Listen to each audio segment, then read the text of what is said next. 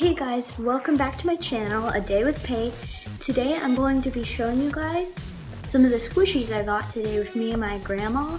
We did spend $30 and I will show you the price of the squishy and where we got it.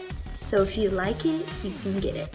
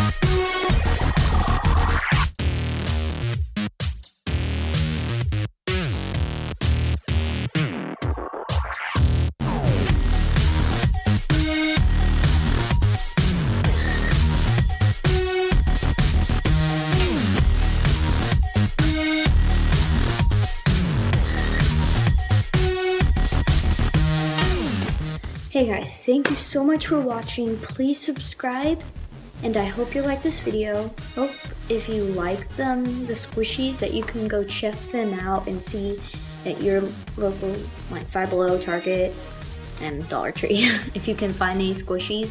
The hardest store to find squishies obviously were Dollar Tree, but if you kind of dig around, you can find some like one. And the other day we went to a different Dollar Tree and they had burgers and one orange. There were 4 burgers, we got 3. An orange, $4. So, I mean, I would consider trying those places out. Anyways, thank you for watching. Bye!